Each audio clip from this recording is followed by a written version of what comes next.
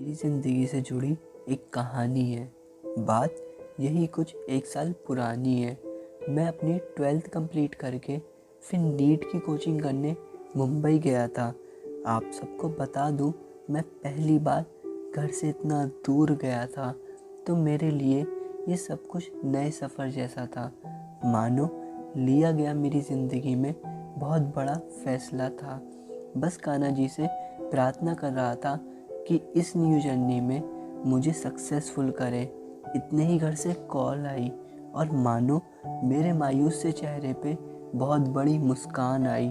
खुशी का डोज और बढ़ गया जब सुना घर में एक छोटी सी डॉगी आई है।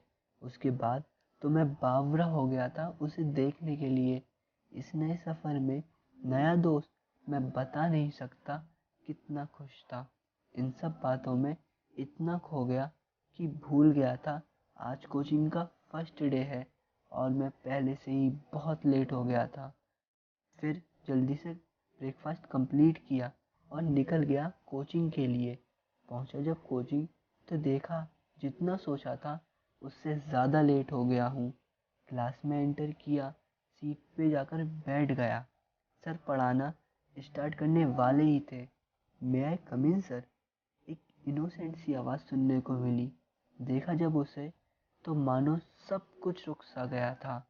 5'2" की हाइट, मेकअप लेस, बस माथे पे एक छोटी सी ब्लैक बिंदी, काजल से भरी उसकी वो छोटी सी आंखों पे काला चश्मा उसकी क्यूटनेस और बढ़ा रहा था।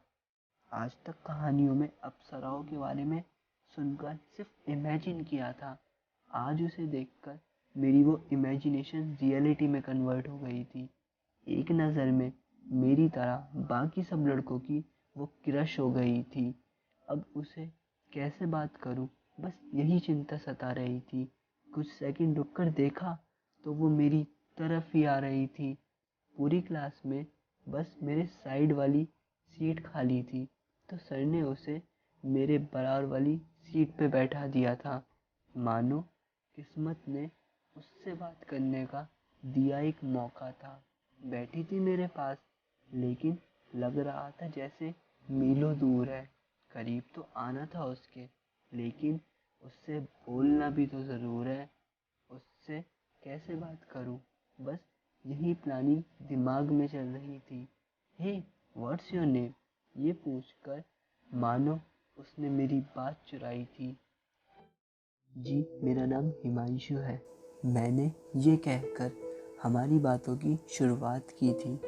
उससे मेरी बात हो जाए, बाकी विशेष की तरह लड्डू गोपाल ने मेरी ये विश भी पूरी की थी।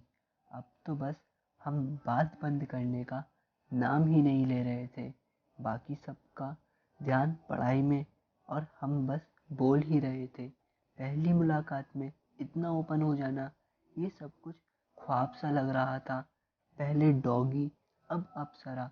मानो आज के दिन मेरी ज़िंदगी में खुशियों का मेला सा लग रहा था। कोचिंग टाइम अप हुआ, सब जाने लगे अपने घर।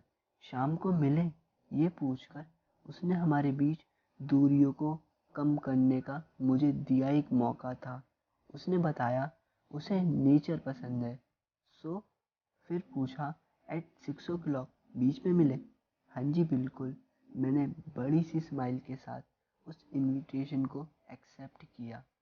फिर गया हॉस्टल, लेकिन आज के पूरे दिन की कैसेट दिमाग में चल रही थी। आया जब होश में तो देखा 6 बजने में कुछ ही देर बची थी। अब बेस्ट वन ड्रेस, बालों में जेल, एक प्रॉपर लुक बनाया था। आखिर अप्सरा को इम्प्रेस भी तो करना था। करेक्ट 6 o'clock मैं बीच पे उसका इंतज़ार कर रहा था। हे हिमांशु, यह आवाज़ सुनकर दिल को सुकून आया था।